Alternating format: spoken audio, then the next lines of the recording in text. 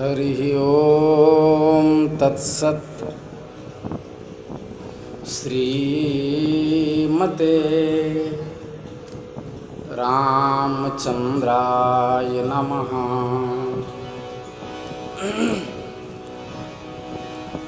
श्रीमते रामानंदाचार्याय नमः। श्रीमते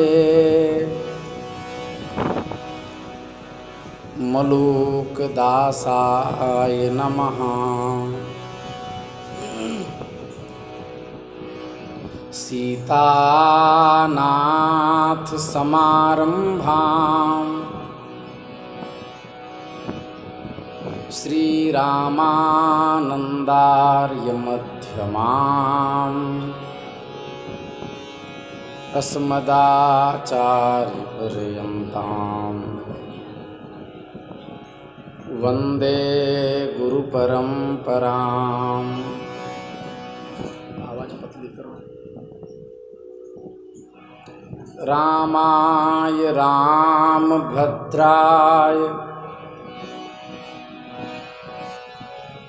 रामचंद्राय वेधसे रघुनाथाय नाथाय सीतायाः पतये नमः। अतुलितबलधामं स्वर्णशैलाभदेहम्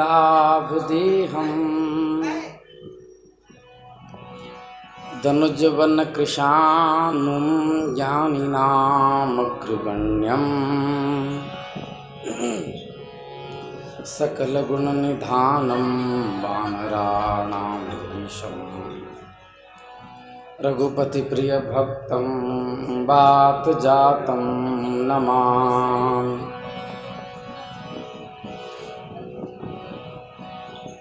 प्रह्लाद नारद पराशर पुंडरीका व्यासाम्बरीश शुक शौनक भीष्म दारुभ्याम् उरुकुमांगदार्जुन वसिष्ठ विभीषणादीन् पुण्यानिमान् परम भागवतान् नमामि।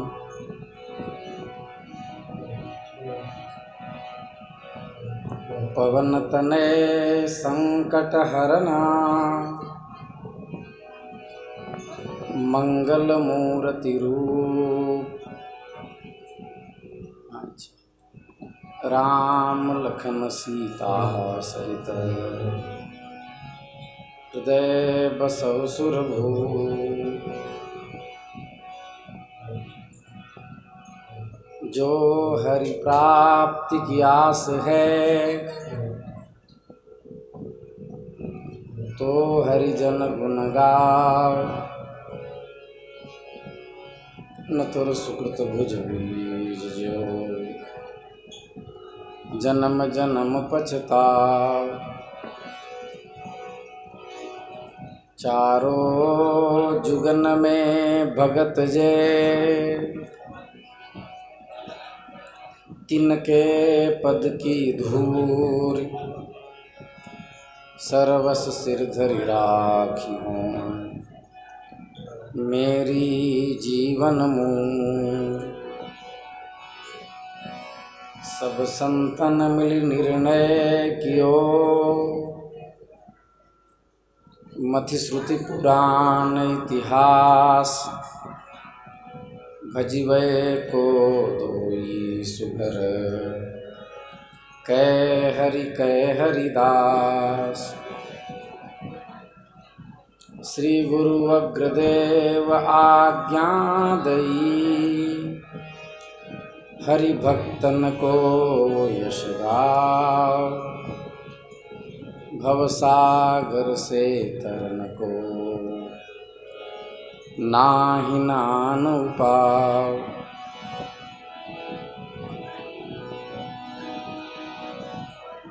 अजगर करे न चाकरी पंछी करे न काम, दास मलूका यूं कहे,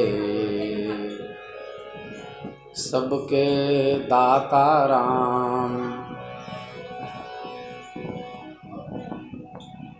चना मिले या मिले गंगजल, जो पूर्वै भरतार, काशी कभू न छोड़िए, विश्वनाथ दातार। राम मरे तो हम मरे, नहीं तो मरे बलाय, अविनाशी का बालका, मरे न मारन जाय। यम प्रव्रजन्तमनुपेतमपेत कृत्यं, द्वैपायनो विरह कातर आजुहाव, पुत्रेति तन्मयतया तरवो विनेदुस्, तं सर्वभूतहृदयं मुनिमानतोऽस्मि।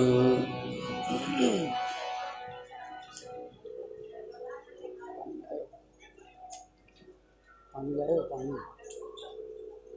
जल लाओ, जल। श्री राम जय जय राम।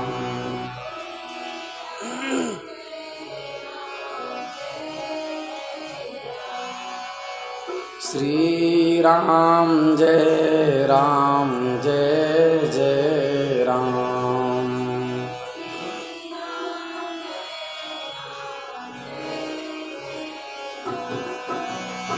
श्री राम जय जय राम।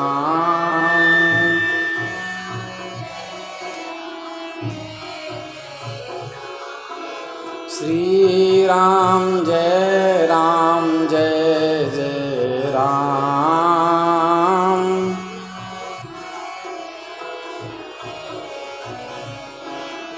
श्री राम जय जय राम।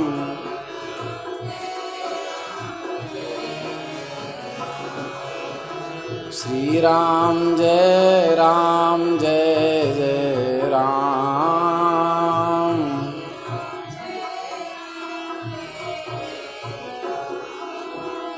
जय रघुनंदन जय सिया राम।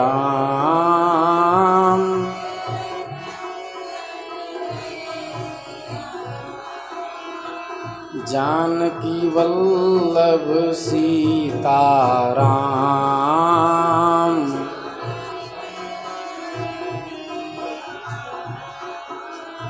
श्री राम जय जय राम।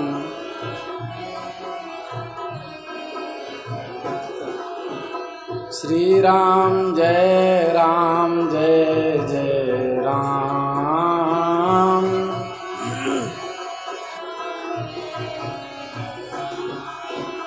श्री राम जय जय राम।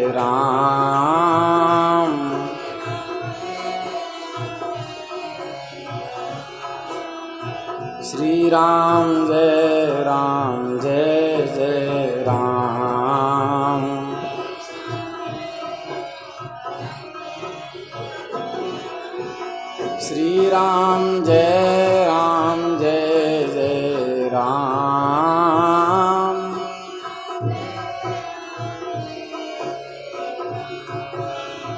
श्री राम जय जय राम।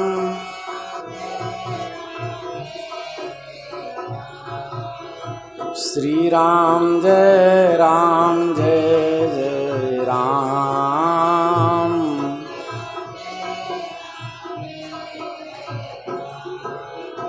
श्री राम जय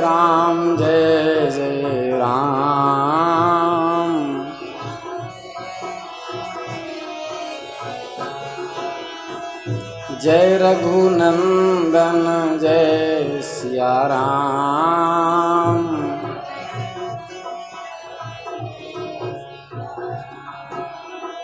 जानकी वल्लभ सीता राम।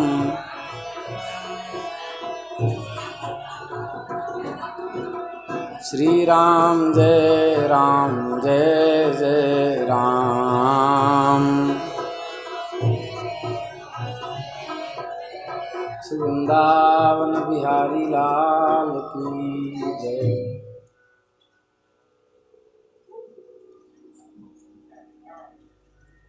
नमः पार्वती पतये हर हर महादेव।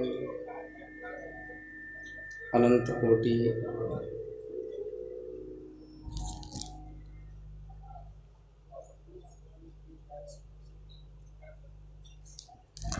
अनंत कोटि ब्रह्मांड नायक सर्वैश्वर्य परात्पर परब्रह्म भगवान श्री हरि की असीम अनुकंपा से हम आप सब इस विशुद्ध सत्संग मंडप में बैठ करके मनुष्य जन्म धारण करने का सर्वोत्कृष्ट साधन सत्संग आज उत्सव के 28वें दिन के रूप में प्राप्त कर रहे हैं, जो कि एक दिन और सत्संग का शेष है। आज भगवान के महारास का वर्णन है और कंस वध का प्रकरण है। तो हम लोग इस सत्संग के तत्व का आश्रय लेकर के तो भगवान की कथा में आगे बढ़ेंगे। तो कल हम लोग श्रवण कर रहे थे कि आकाश गंगा के जल से देवर्षियों के साथ कामधेनु गैया ने और देवराज इंद्र ने ऐरावत के माध्यम से आकाश गंगा के जल से श्री कृष्ण का अभिषेक किया और सबसे पहले गोविंद नाम उन्होंने ही उच्चारण किया। तब से भगवान का नाम गोविंद पड़ गया। तो उस समय वहाँ नारद, तुम्बुरु आदि गंधर्व, विद्याधर, सिद्ध और चारण पहले से ही थे। सब के सब आनंद में भर करके नृत्य करने लगे। भगवान ने इंद्र को इसलिए क्षमा कर दिया क्योंकि देवराज इंद्र ने भगवान के सभी परिकरों को एकजुट किया था, क्योंकि गोवर्धन के तरहटी में सभी एक साथ हो गए। परीक्षित सुखदेव जी कह रहे हैं एकादश्याम निराहारः समभ्यर्च्य जनार्दनम स्नातुं नंदस्तु कालिंद्या द्वादश्याम जलमाविशत। नंद बाबा ने कार्तिक शुक्ल एकादशी का उपवास किया और भगवान की पूजा की। उसी दिन रात में द्वादशी लगने पर स्नान करने के लिए यमुना जी के जल में गए। नंद बाबा को यह मालूम नहीं था कि यह असुरों की बेला है। मध्यरात्रि बीत जाने के बाद नदियों में स्नान वर्जित है, जब तक ब्रह्म मुहूर्त न हो जाए। तो इसलिए वे रात के समय ही यमुना जी के जल में घुस गए। उस समय वरुण के सेवक एक असुर ने उन्हें पकड़ लिया और वह अपने स्वामी के पास ले गया।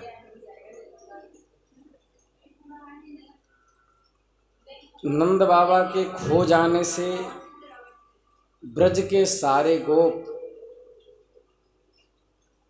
इधर उधर ढूंढने लगे। ठाकुर जी से कहा, हे श्री कृष्ण, अब तुम ही अपने पिता को ला सकते हो।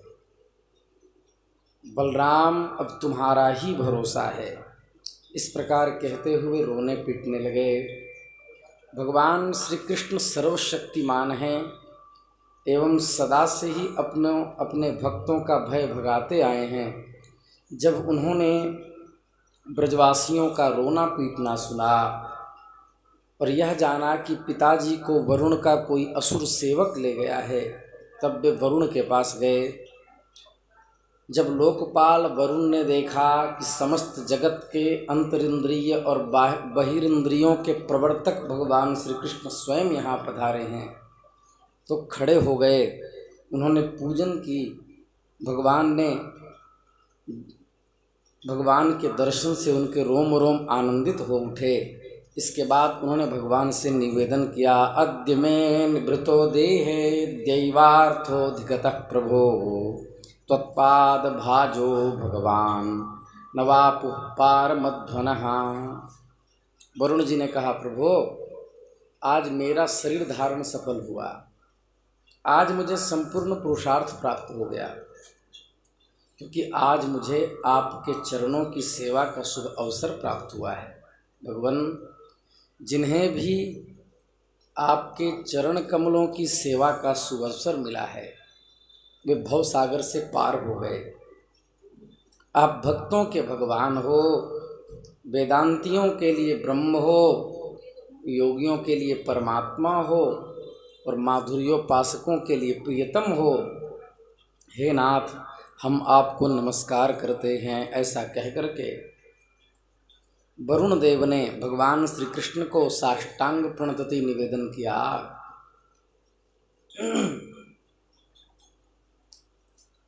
और कहा कि हे प्रभु, आपका यह जो असुर सेवक है वो बड़ा ही अनजान है, वह अपने कर्तव्य को नहीं जानता, वही आपके पिताजी को ले आया है।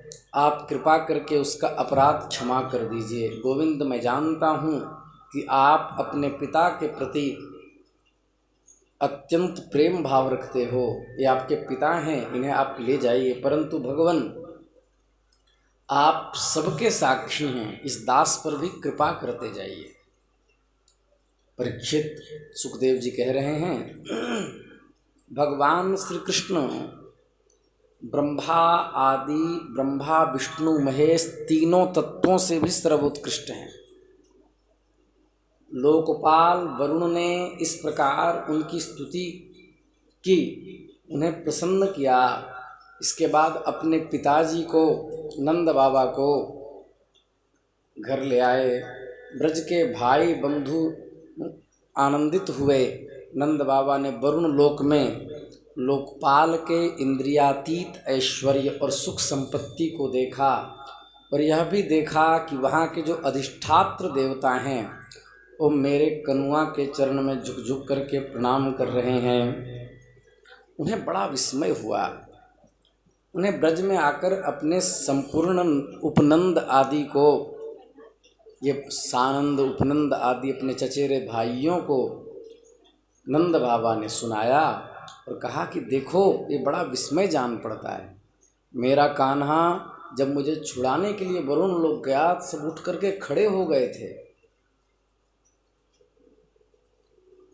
तब भगवान के जो गोप थे वो समझने लगे कि अरे ये तो स्वयं परमेश्वर हैं। तब उन्होंने मन ही मन बड़ी उत्सुकता से विचार किया कि क्या कभी जगदीश्वर भगवान श्री कृष्ण हम लोगों को भी मायातीत जो स्वधाम गोलोक है, जहाँ केवल इनके प्रेमी भक्त जा सकते हैं, क्या उनको कभी ठाकुर जी दिखाएंगे?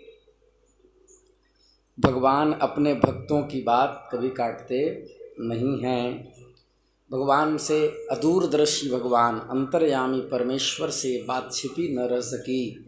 वे अपने आत्मीय गोपों की यह अभिलाषा जान गए और उनका संकल्प सिद्ध करने के लिए कृपा से भर करके ये सोचने लगे कि इस संसार में जीव अज्ञानवश शरीर में ही आत्मबुद्धि करके मेरा तेरा करके भांति भांति की कामना और उनकी पूर्ति में सारी जवानी झोंक देता है। फिर उसको फलस्वरूप देवता, मनुष्य, पशु, पक्षी आदि ऊंची नीची योनियां प्राप्त होती है, भटकता रहता है। अपनी असली गति को अपने आत्मस्वरूप को पहचान नहीं पाता। परम दयालु भगवान श्री कृष्णेति संचिन्त्य भगवान महाकारुणिको हरिः दर्शयामास लोकं स्वं गोपानां तमसः परम।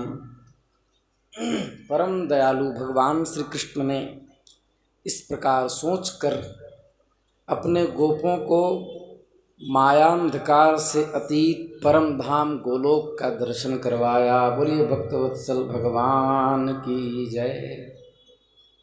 भगवान ने पहले उनके उस ब्रह्म तत्व का साक्षात्कार कराया जिसका स्वरूप सत्य, ज्ञान, अनंत, सनातन और ज्योति स्वरूप है तथा समाधि निष्ठ एवं गुणातीत पुरुष ही उसे देख पाते हैं। जिस जलाशय में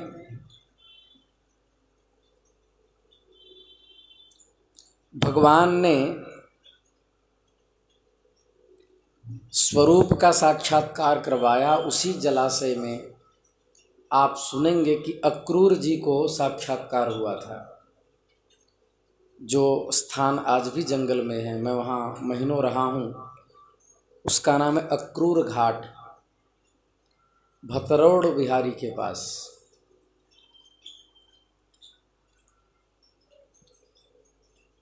भतरौड़ बिहारी जी की भी एक बड़ी लीला है।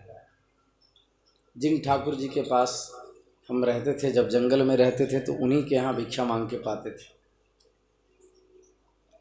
सिद्ध ठाकुर हैं।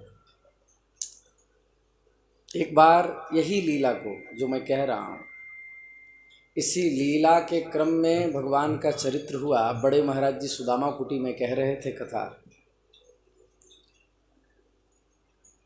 तो एक बालक आया। जब महाराज जी कथा कह के उतरे और बालक ने पेड़ा मांगा, तो उन्होंने कहा कि कहाँ रहते हो बालक? बोले मैं अशोक वन में रहो हूँ। बोले अशोक वन में, नाम क्या है तुम्हारा? बोले हमको बिहारी कहते हैं। वो बालक गोद में बैठ करके पेड़ा लिया, एक पेड़ा खाया और वह बालक कपाट तक पहुँचते ही ओझल हो गया। बाद में चिंतन किया महाराज जी ने कि अरे ये तो भतरौड़ बिहारी थे, क्योंकि पेड़ा उन्हीं को सबसे अधिक पसंद है। पूरे ब्रजमंडल में पेड़ा भोग एकदम स्वेच्छा से उन्हीं को लगता है, बिना पेड़ा का भोग नहीं लगता। लेकिन मन महसूस के रह गए कि अरे गोद में बैठे थे, काश यहीं बिठा के रखता। ये भतरौड़ बिहारी। बोली भक्तवत्सल भगवान की जय। फिर दूर दूर तक खोजवाया, क्योंकि छोटा सा नन्हा सा बालक, वहाँ से कम सुदामा कुटी से भतरौड़ बिहारी की दूरी कम से कम 4.5 किलोमीटर है, या 4 या 3.5 किलोमीटर है। तो बालक 2 मिनट में उतना दूर कैसे पहुँच जाएगा? सारी गली खोजवाई गई, उनका कहीं अता पता नहीं। दरबान से पूछा गया, दरबान ने कहा यहाँ तो कोई बालक ही नहीं आया। मानो चलते चलते दरबान के पास से पहुँचने से पहले ही भगवान अंतर्धान हो गए। ये भतरौड़ बिहारी जी की लीला है। वहीं पर यज्ञ पत्नियों पर कृपा भगवान ने की थी। उन्हीं भतरौड़ बिहारी की कृपा से दास विश्वनाथ जी की शरणागति प्राप्त कर पाया और फिर अध्ययन में बुद्धि लग पाई। उनकी सेवा का सौभाग्य दास को भी मिला। तो बोली भतरौड़ बिहारी जी की जय। वहीं पर अक्रूर घाट है, वहाँ के ही जमुना जी के जल में भगवान श्री कृष्ण ने अपने ग्वाल बालों को भगवत धाम का साक्षात्कार करवाया। वहाँ उन लोगों ने उसमें डुबकी लगाई और ब्रह्मह्रद में प्रवेश कर गए। ब्रह्मह्रद कहते हैं ब्रह्म तक पहुँचने का मार्ग। और वहाँ से जैसे ही वो बाहर निकले तो अपने आप को गोलोक में पाया। बोलिए भक्तवत्सल भगवान की जय। उस दिव्य भगवत स्वरूप लोक को देखकर नंद आदि गोप परमानंद में मग्न हो गए। वहाँ उन्होंने देखा कि सारे वेद मूर्तिमान होकर भगवान श्री कृष्ण की स्तुति कर रहे हैं। यह देखकर वे सब के सब विस्मित हो गए और अत्यंत प्रसन्न भी हुए। भगवान ने अपना दिव्य धाम का साक्षात्कार उन गोप बालों को जीवित अवस्था में ही उन्होंने करा दिया। ये भगवान की लीला थी। श्री वृंदावन बिहारी लाल की जय, भक्त वत्सल भगवान की जय। कल हम बहुत ही महत्वपूर्ण तत्व पर चर्चा कर रहे थे, भगवान के मादनाक्ष भाव पर, भगवती के मादनाक्ष भाव पर। और उज्ज्वल लीलमणि आदि ग्रंथों में रूप गोस्वामी जी आदि महापुरुषों ने अत्यंत वैदुष्यपूर्ण काव्य साहित्य का आश्रय लेकर के श्रृंगार रस का विवेचन किया है, जो अत्यंत ही रोमांच कर देने वाला है।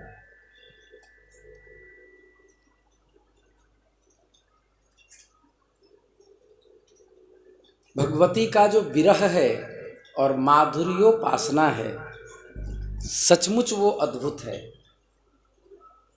वृंदावन से पुनः मधुपुरी आगमन पर उद्धव से श्री कृष्ण ने पूछा, सखी श्रीमती राधिका कुशल से तो है?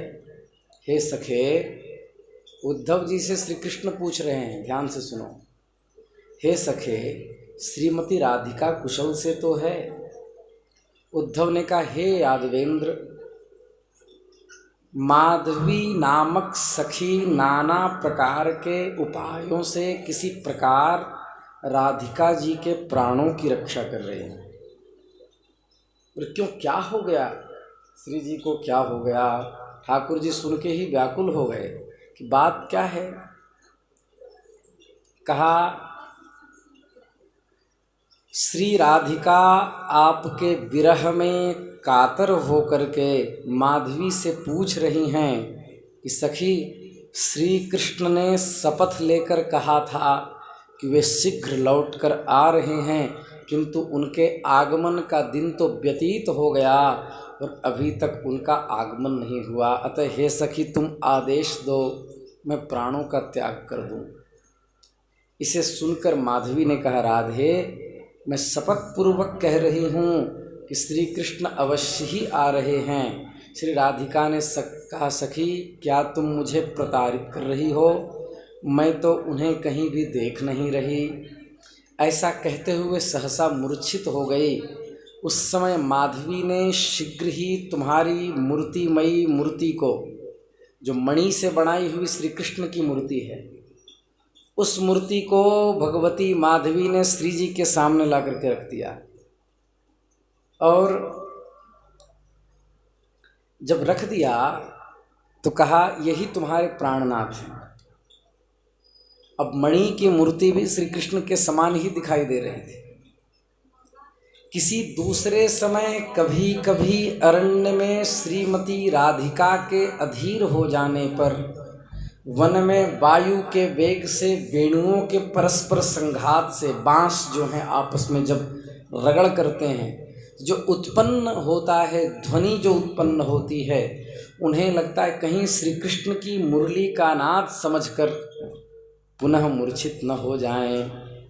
इस आशंका से मालती उनके कानों का आच्छादन कर देती हैं कि कहीं बांस के रगड़ को, वेणु की ध्वनि सुन करके श्री जी दुखी न हो जाएं। तो माधवी बार बार उनके कान पे हाथ रख देती हैं, हे भगवान, आप वृंदावन चले जाइए, नहीं तो हमें लगता है आपके विरह व्यथा में, श्री कृष्ण की विरह व्यथा में श्री जी अपने प्राणों का त्याग कर देंगी। ये था कृष्ण प्रेम। हम इसकी चर्चा कर रहे थे। पराम्बा के हृदय में और गोपियों के हृदय में श्री कृष्ण का प्रेम कैसा है, उसके बाद हम महारास की चर्चा करेंगे।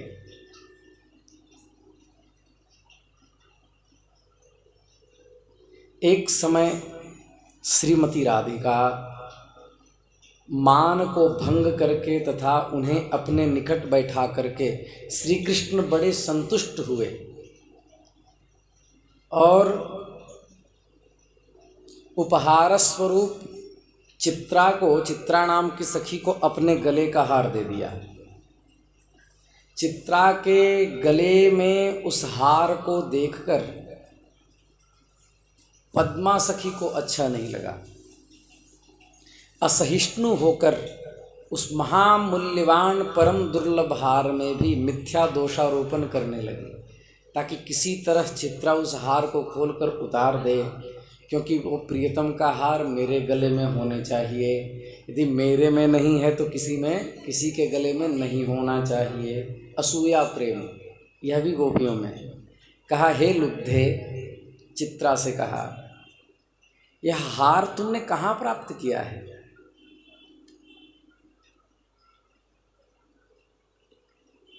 कंस रिपु, कंस को मारने वाले जो कंस से शत्रुता रखते हैं, कंस को मारने के लिए जो प्रकट हुए हैं, अत्यंत आग्रह पूर्वक पहले इस हार को मुझे दे रहे थे, पद्मा ने कहा, किंतु मैंने इस हार की नायक मणि अर्थात बीच की जो बड़ी मणि है उसमें प्रचुर दोष देख करके उसको असौभाग्य सूचक समझ करके ग्रहण करने की इच्छा नहीं है, क्योंकि बीच की मणि में हमको दोष दिखाई दिया है। हाय हाय, हे चित्रे, इस समय वही विषम अशुभ हार तुम्हारे गले में कहाँ से आ गया? यदि अपने कल्याण की इच्छा रखती हो तो तत्काल इस हार को फेंक दो, क्योंकि ये दोषपूर्ण है। यदि कहो कि किस लिए फेंक दूं, तो सुनो, तो उसका कारण यह है कि जिस प्रकार जीवित रहने की इच्छा करने वाला व्यक्ति विषधर सर्प के द्वारा काटी हुई अंगुलियों का भी छेदन कर देता है, उसी प्रकार इस असौभाग्यप्रद हार को तुम्हें शीघ्र फेंक देना चाहिए। जब तक चित्रा ने नहीं उतारा तब तक वो कुछ न कुछ उसमें साहित्य लगाती रही। ये प्रेम श्री कृष्ण का ही। बोलिए भक्तवत्सल भगवान की जय। एक समय श्री राधिका को संकेत कुंज में उपस्थित करके वहाँ श्री कृष्ण को न देखकर उन्हें लाने के लिए विशाखा गोवर्धन कुंज में उपस्थित हुए। राधिका जी को संकेत कुंज में उपस्थित किया, श्री कृष्ण वहाँ थे नहीं, तो विशाखा गोवर्धन के कुंज में उपस्थित हुई। उसी समय दैव योग से चंद्रावली और पद्मा के साथ श्री कृष्ण को बातचीत करते हुए देखकर वह निकटवर्ती कुंज में खड़ी होकर अवसर की प्रतीक्षा करने लगे। पद्मा यह जानकर उसको वहाँ खद्योतिका नाम की सखी खड़ी थी, उसको देख करके कहा, हे खद्योतिके, तुम वृथा ही निकुंज में कांति प्रकट करके अपने को दुखी क्यों कर रही हो? पर्वत के ऊपर कृष्णवर्ण मेघ में चंद्रकांति की विद्युत ही विलास के योग्य है, अर्थात श्री कृष्ण इस समय चंद्रावली के साथ गोवर्धन पर्वत पर बातचीत में व्यस्त हैं, इसलिए यहाँ से लौट जाओ। क्यों कहा ऐसा? ताकि पद्मा चाहती थी कि खद्योतिका यहाँ से चली जाए और श्री कृष्ण को हम निकुंज में लेकर के जाएं। बोलिए भक्तवत्सल भगवान की जय। ये पारस्परिक निष्ठा है। रस की चर्चा बड़ी गंभीर है, इसके मर्म एक दो उदाहरण सुनने से समझ में आते नहीं हैं। तो भांडिर वृक्ष के नीचे, भांडिर वन में श्री कृष्ण ने अनुरोध किया कि सैव्या, तुम बहुत अच्छी नृत्य करती हो, तो हमको नृत्य करके दिखाओ। हमने सुना है कि श्री जी जब अपने मुख से दिव्य लीलाओं का गान करती हैं तो तुम नृत्य बहुत सुंदर करती हो, नृत्य करके दिखाओ। उसे देखकर श्री कृष्ण की इस बात को सुनकर सेव्या नृत्य करने लगी, पर उसे देखकर रंग देवी को अच्छा नहीं लगा। रंग देवी और पद्मा दोनों भांडिर वन में एक साथ जा रही हैं और सेव्या श्री कृष्ण के सामने नृत्य कर रही हैं और श्री कृष्ण उस नृत्य के स्वरूप का आस्वादन कर रहे हैं। रंग देवी को अच्छा नहीं लगा कि बताओ ये नाच रही हैं, श्री कृष्ण देख रहे हैं, हम नृत्य करती हैं तो श्री कृष्ण हमारी ओर देखते भी नहीं। तो पद्मा से कहा, हे पद्मे, तुम्हारी सखी, शब्द देखो क्या है। जब असूया दोष से व्यक्ति ग्रस्त होता है तो संसार में असूया दोष पाप माना जाता है। गुणेषु दोषाविष्करणम असूया, गुण में दोष देखना। किंतु इस माधुरी लीला में असूया भी गुण है, क्योंकि लीला को संचालित जो करना है। तो जैसे ही श्री कृष्ण को इस अवस्था में देखा तो कह रही हैं, पद्मे, तुम्हारी सखी भांडिर वृक्ष के नीचे तांडव कर रही है, अपितु भगवती सेव्या उस वृक्ष के नीचे मनोहर नृत्य प्रस्तुत कर रही हैं। ललित गति से हस्तपाद विन्यास को तांडव नहीं कहते, उसे नृत्य कहते हैं। और उद्दाम और उद्दंड गति से पाद हस्त विन्यास को तांडव कहा जाता है। ये बात हमको समझ के रहना चाहिए। भगवान शिव जब सृष्टि में प्रलय करने के लिए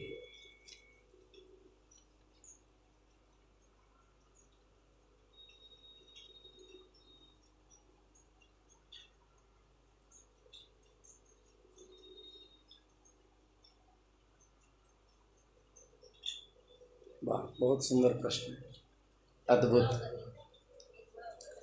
ललित गति से हस्तपाद विन्यास, इसको नृत्य कहा जाता है। और उद्दंड और उद्दाम गति से क्रोधपूर्वक हस्तपाद का विन्यास, इसे तांडव कहा जाता है। भगवान श्री कृष्ण जब कालीय मर्दन पर नृत्य करते हैं तब तांडव करते हैं, और जब रास में नृत्य करते हैं तो नृत्य करते हैं। सेव्या तांडव नहीं कर रही है, नृत्य कर रही है, क्योंकि सेव्या क्रोध में नहीं है। लेकिन फिर भी पद्मे ने उसको तांडव का रूप दे दिया, कहा तांडव कर रही है।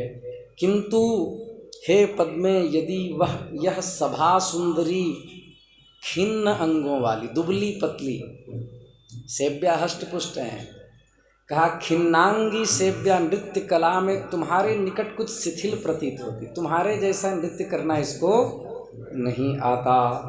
तो मैं समझती हूँ कि यदि तुमसे कुछ शिक्षित वो होती, तुमको अध्यापिका बना करके यदि सेव्या नृत्य सीखती, तो मैं समझती हूँ कि वह अपनी नृत्य कला में सारे जगत वासियों को अवश्य ही मुग्ध कर देती। इस उदाहरण में श्रीमती राधिका की पक्षपातिनी तुंग विद्या पद्मा की सखी सेव्या के नृत्य से असहिष्णु होकर के व्याजस्तुति के द्वारा असूया रूपी रस का प्रकाश कर रही है। अर्थात असूया भी एक माधुर्य रस में रस हो जाता है। एक और दोष है जो संसार में दोष माना जाता है, मात्सर्य दोष। मात्सर्य दोष क्या है? कहते हैं ना, काम, क्रोध, मद, लोभ, ईर्ष्या, द्वेष, और अंतिम कहते हैं मात्सर्य। दूसरे की अच्छी बात को देखकर असहिष्णु हो जाना, सहन न कर पाना, इसको मात्सर्य कहते हैं।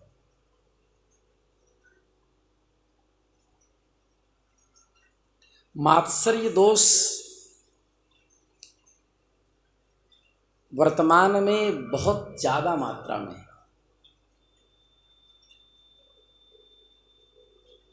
मात्सर्य बताऊं किसे कहते हैं? जब पानी के जहाज का खोज किया गया और उस वैज्ञानिक ने घोषणा की कि अब यह जहाज जो है कल इसका उद्घाटन है, पानी में चलने लगेगा।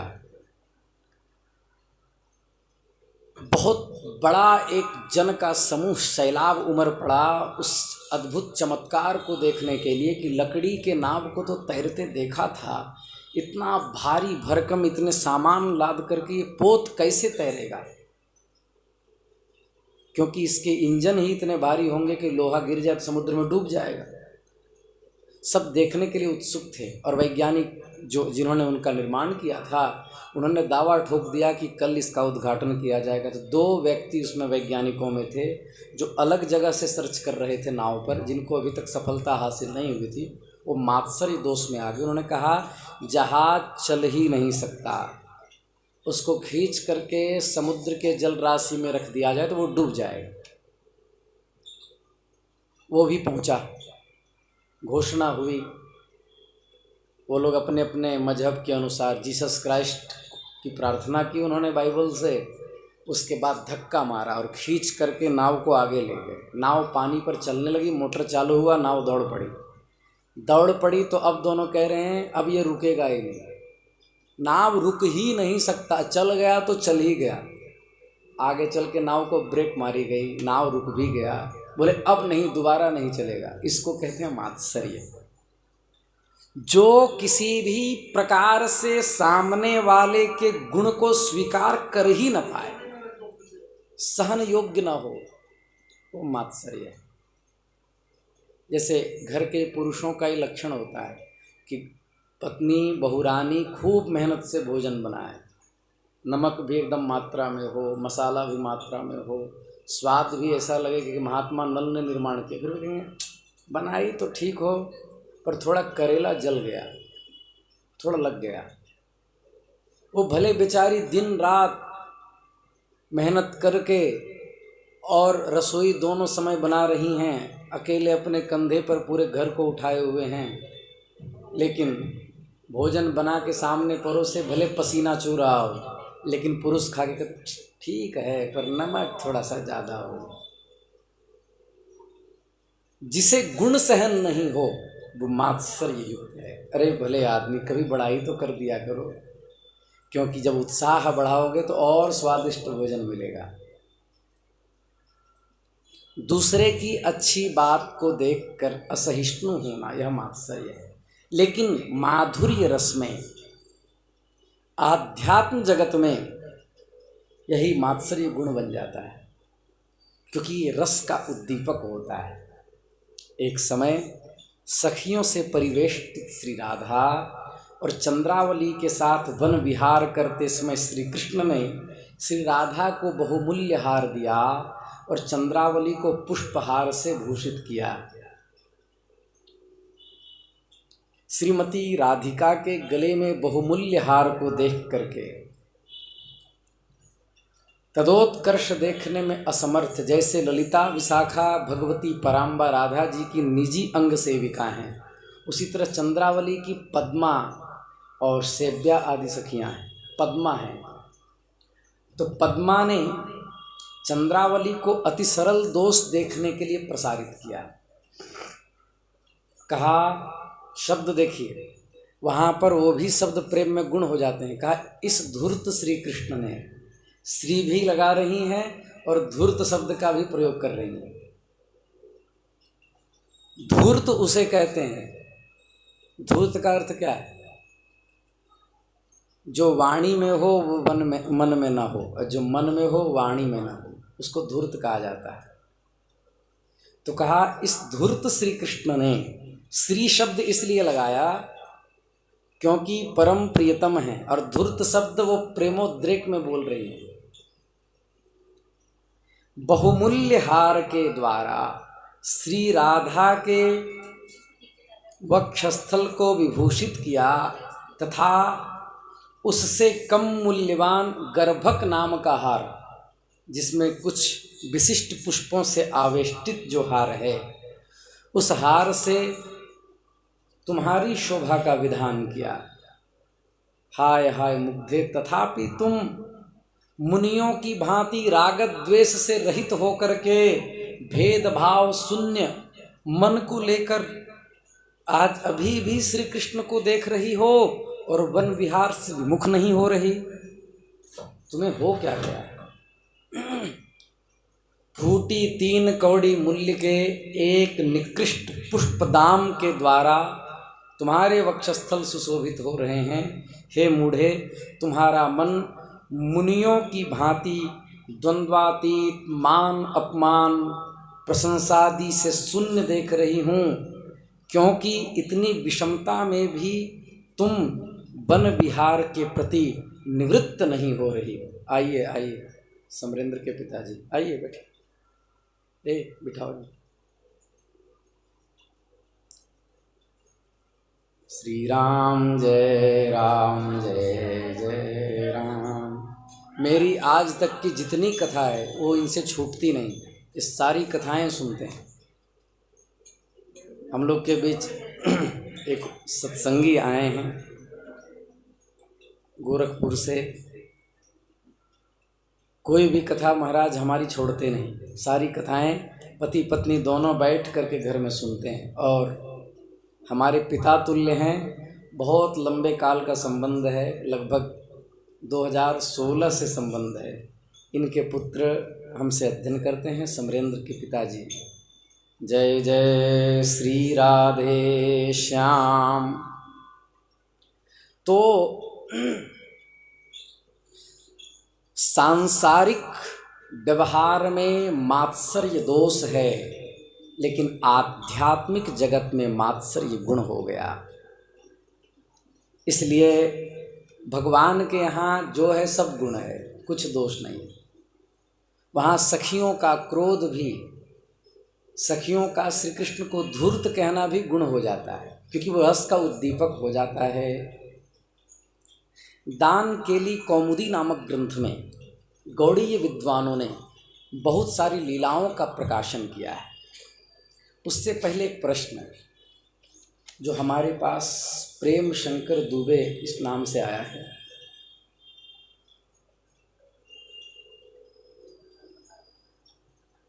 रुक्मिणी सप्त प्रदीप प्रथा एवं संस्कारों से श्री कृष्ण की पत्नी थी।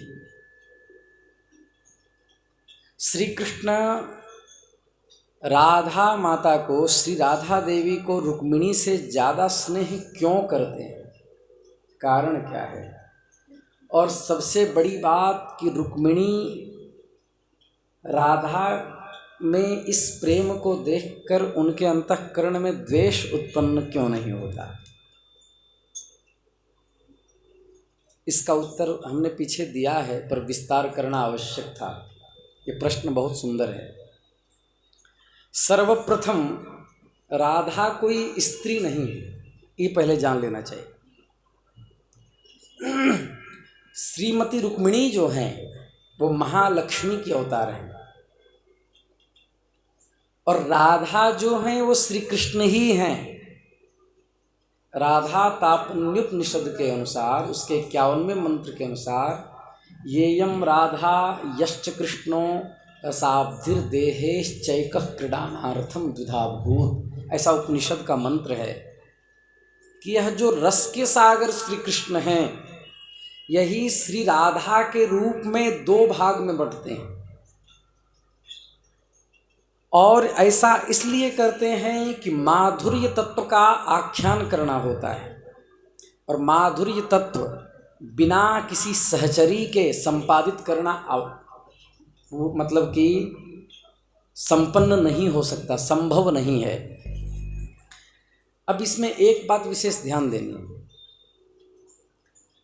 रुक्मिणी जी के अंतःकरण में राधा तत्व के प्रति वैशिष्ट्य प्रेम होने के बाद भी उनके अंतःकरण में द्वेष इसलिए नहीं होता क्योंकि प्रेम और मोह उसमें भेद है। श्री रुक्मिणी जी का श्री कृष्ण में प्रेम है। अब प्रेम और मोह में क्या भेद है ये जान लेंगे तो वो समझ में आ जाएगा। मोह उसे कहते हैं जिसमें स्वसुखाकांक्षा हो, हम सुखी हो जाएं। जिससे मोह करते हैं वह हमें सुखी कर दे, उसे मोह कहा जाता है। और प्रेम कहते हैं जिसमें हमारे प्रियतम सुखी हो जाएं, यह प्रेम है।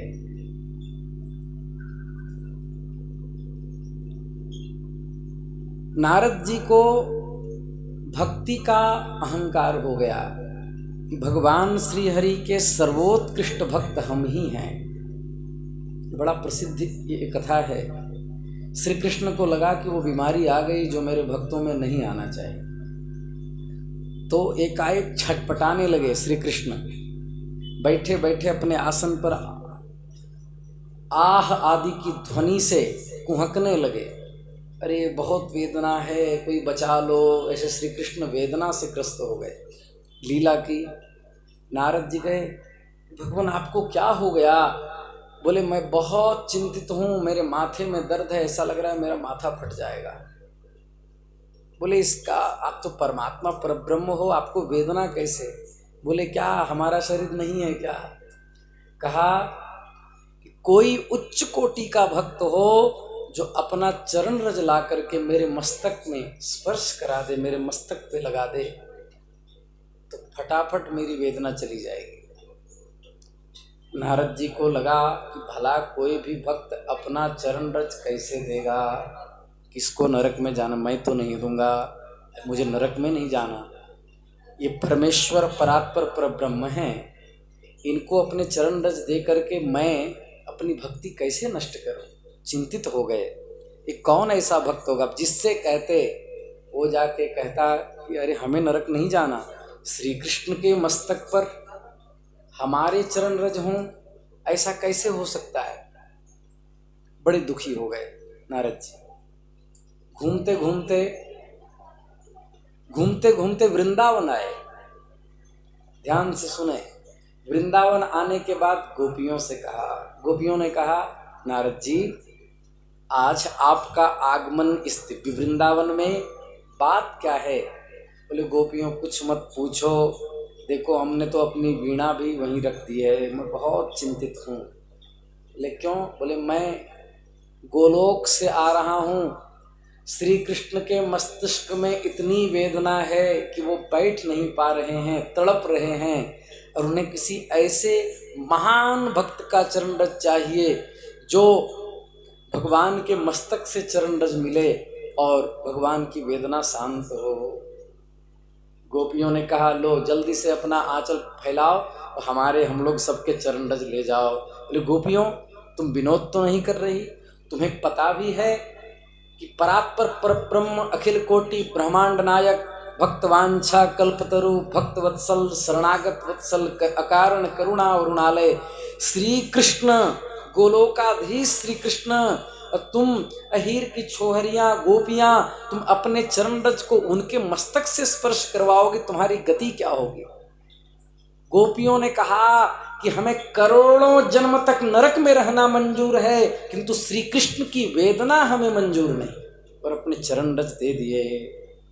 इसका तात्पर्य क्या हुआ? नारद जी को नरक जाने का डर है, गोपियों को नरक जाने का भी डर नहीं, क्योंकि गोपियां स्वसुखाकांक्षित नहीं हैं। गोपियां चाहती हैं कि श्री कृष्ण सुखी रहें, हमारी भले जो भी दुर्दशा होनी हो जाए। ये प्रेम है। प्रेमी व्यक्ति अपने प्रेमास्पद को सुखी देखना चाहता है, मोही व्यक्ति अपने को सुखी रखता है। संसार में जो पति पत्नी में जो कहते हैं हम लोग एक दूसरे से बहुत प्रेम करते हैं, प्रेम नहीं है, मोह रहता है।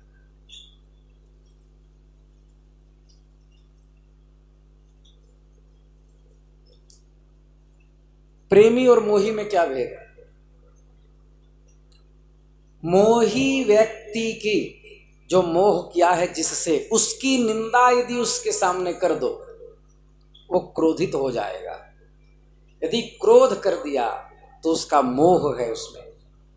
और जो प्रेमी होता है उसके सामने प्रेमास्पद की निंदा कर दो तो वो रोने लगेगा, अरे राम देवता जैसे व्यक्ति के लिए इस तरह के वचन निकाल रहे हो। वो क्रोधित नहीं होगा। जहां सामने के तत्व की निंदा सुनकर क्रोध आए वहां मोह है, और जहां रुदन आए, करुणा फूट पड़े, वहां प्रेम है। तो रुक्मिणी जी का श्री कृष्ण से प्रेम है। श्री कृष्ण श्री जी के साथ ही संचरण में सुखी हैं, उनके साथ अंकमाल में बैठकर श्री कृष्ण सुखी हैं। यदि भगवती पराम्बा राधिका के साथ रास विलास में ही श्री कृष्ण सुखी हैं, तो रुक्मिणी को यही परमानंदानुभूति कराती है। रुक्मिणी को द्वेष नहीं होता, क्योंकि द्वेष वहीं होता है जहाँ राग होता है। यहाँ रागातीत प्रेम है, इसलिए रुक्मिणी के अंतःकरण में द्वेष नहीं होता। ये लौकिक नायक नायिकाओं की तरह नहीं। अरे हम तो ये कहते हैं कि लैला मजनू के समान भी प्रेम करने वाले लोग नहीं हैं। मैं माइक से कभी ऐसे आख्यान देता नहीं, किंतु उनके इतिहास में आता है कि मजनू को पकड़ करके वहाँ के सम्राट ने, खलीफा ने उसको जमीन के नीचे बने हुए कटघरे में बंद कर दिया और 51 विश्व सुंदरियों को लाकर खड़ा कर दिया, जिसके नख छटा के भी सौंदर्य की समता करने वाली लैला नहीं थी। मजनू से कहा, इनमें से किसी एक को चुन लो और तुम लैला को भूल जाओ। वो एक दूसरे 51 कन्याओं को उसने पांव से लेकर के मस्तक तक देखा, घूर घूर करके देखा, चारों तरफ से देखा, कहा क्षमा करना हुजूर, इसमें कोई मेरी लैला नहीं है, इसमें मेरी कोई लैला नहीं। क्योंकि मजनू के अंतःकरण में वासना की गंध नहीं थी।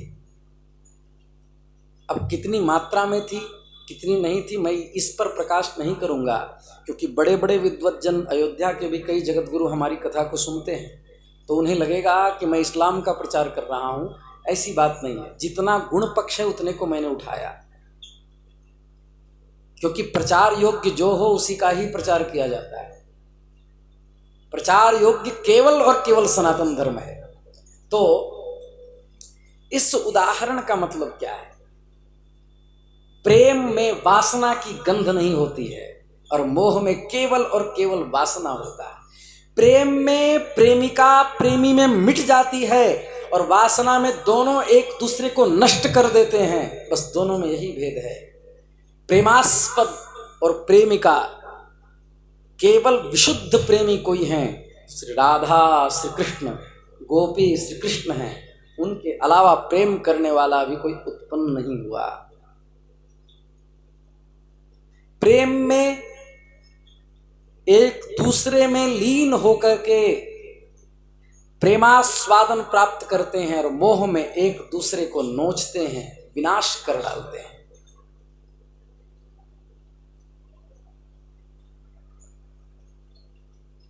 प्रेम में निस्तब्धता है, प्रेम में पराकांक्षा प्राप्ति है, प्रेम में प्रेमास्पद के सुखी होने की चाह है, प्रेम में समर्पण है।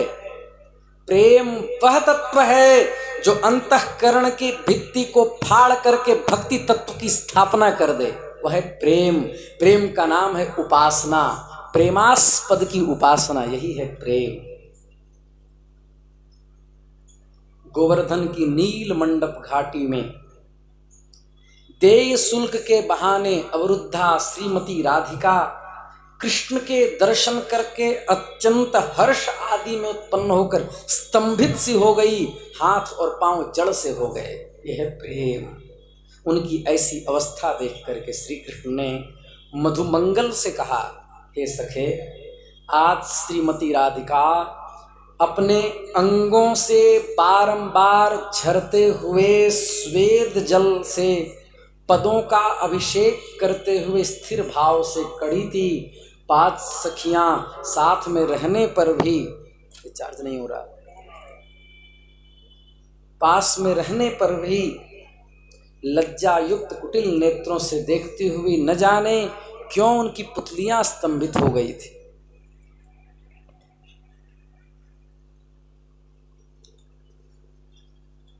राधे कृष्णा कृष्णा कृष्णा राधे राधे।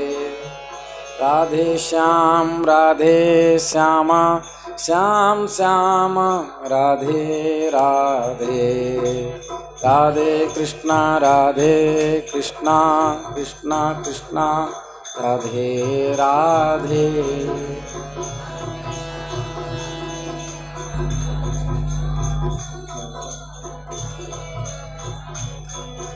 राधे कृष्णा कृष्णा कृष्णा राधे राधे। राधे श्याम श्याम श्याम राधे राधे। राधे कृष्ण राधे राधे। राधे श्याम राधे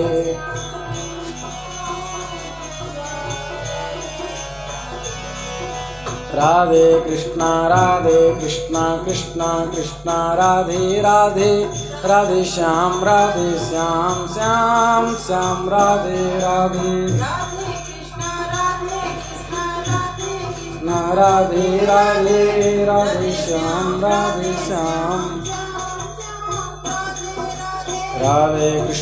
राधे कृष्णा कृष्णा कृष्णा राधे राधे। राधे श्याम श्याम श्याम राधे राधे। राधे कृष्णा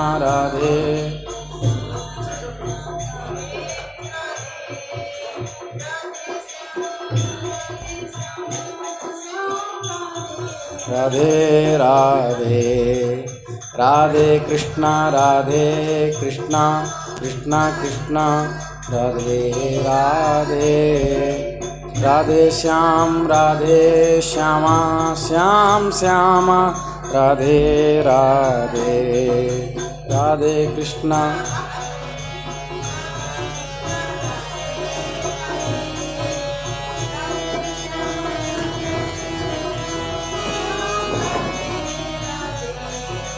तो इस प्रकार श्री कृष्ण के विरह में श्री जी की दशा अष्ट सात्विक भावों से ग्रस्त हो जाती है।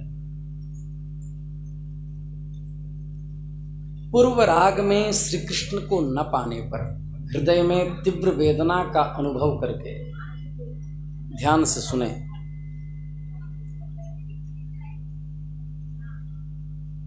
श्रीमती राधिका मूर्छित हो गई और उनकी दशा को देख करके विशाखा सहसा श्री कृष्ण के निकट उपस्थित होकर विषाद से कहने लगी।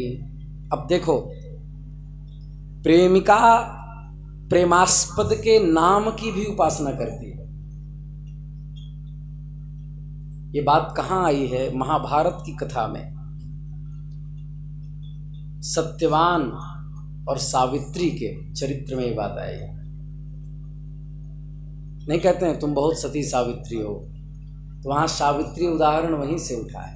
सत्यवान जब जंगल में लकड़ियाँ काटते तो सावित्री उन्हीं के नाम का जप करती थी, और इतनी उच्च कोटि की प्रेमिका वह थी कि यमराज ने जब प्राण हर लिए तो यमलोक जाकर के प्राण तक लौटा लाए।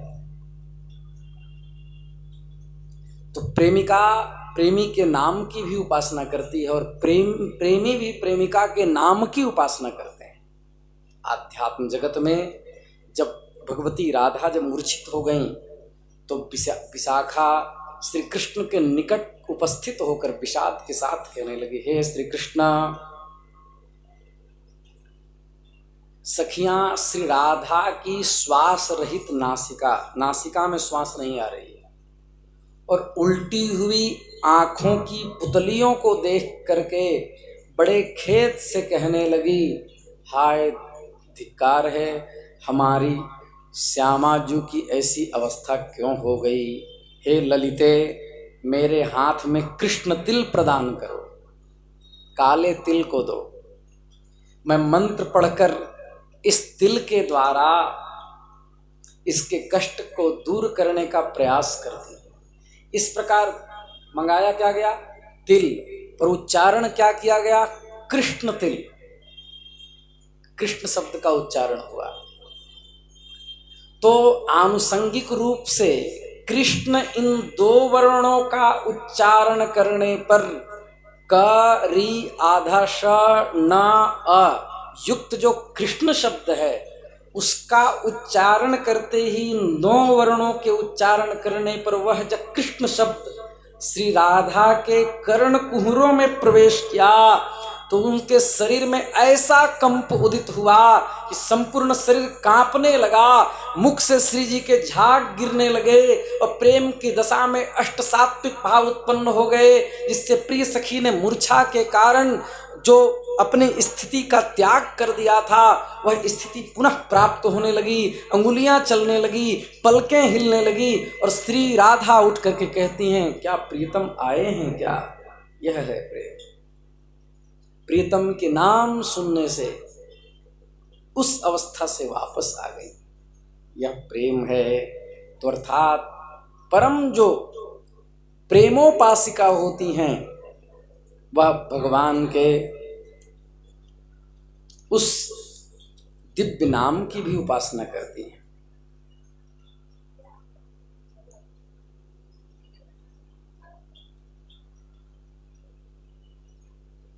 एक और उदाहरण देना उचित होगा।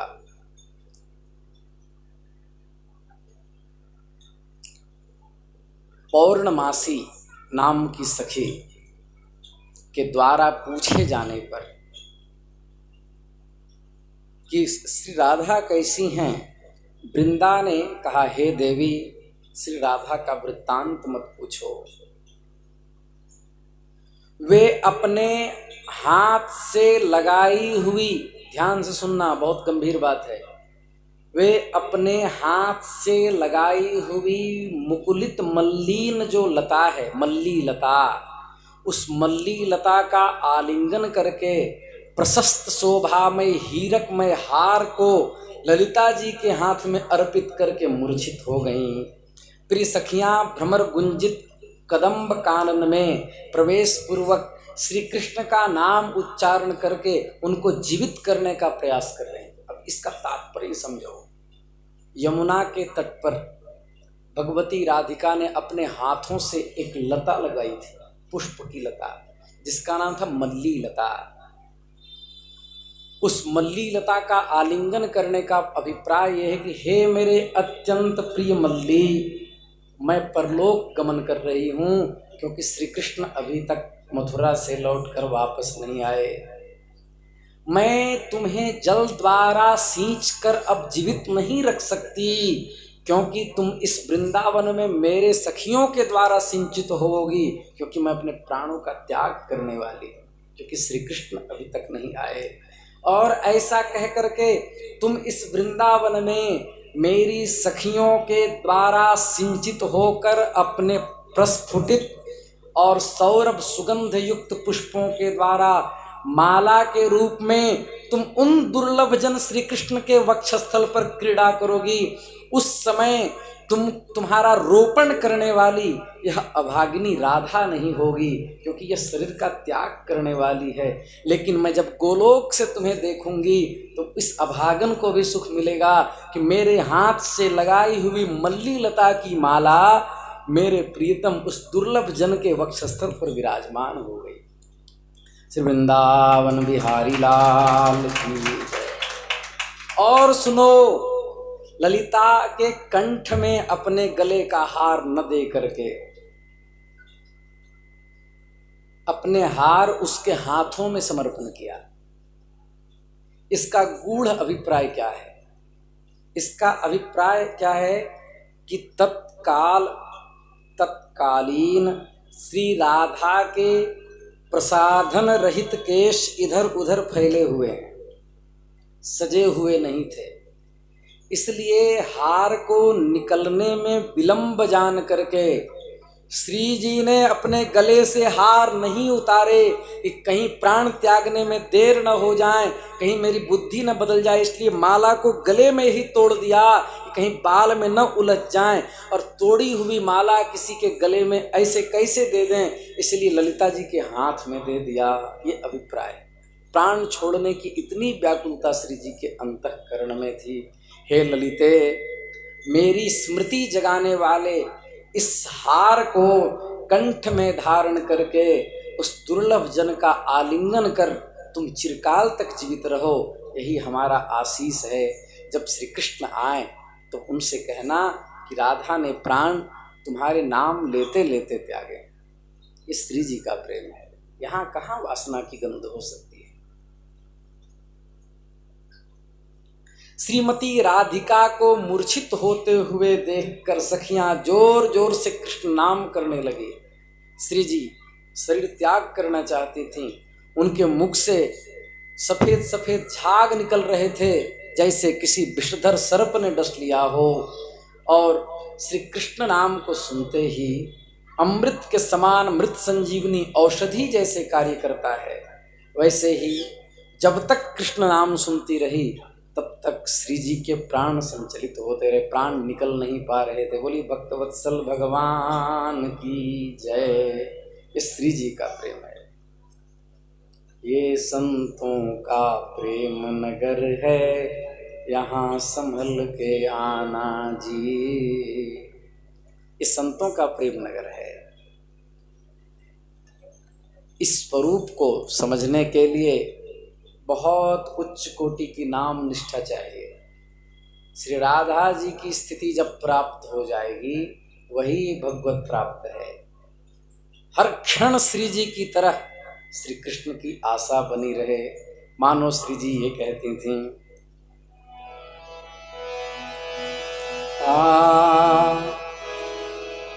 कोई कहियो रे उन आवन की, कोई कहियो रे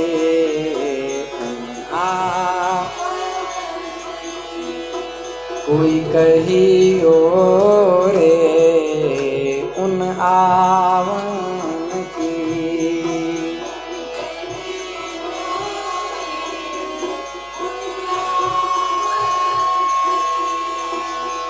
आवन की मन भावन की,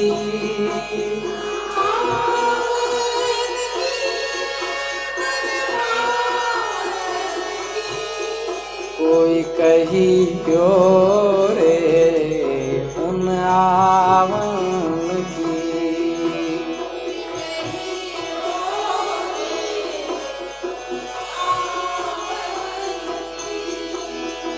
आप न आवे लिख नहीं भेजे,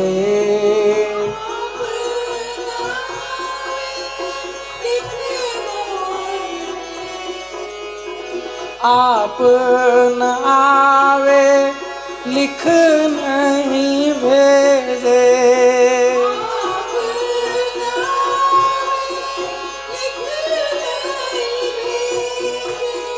बान पड़ी ललचावन की, बान पड़ी ललचावन। कोई कहियो रे उन आवन की,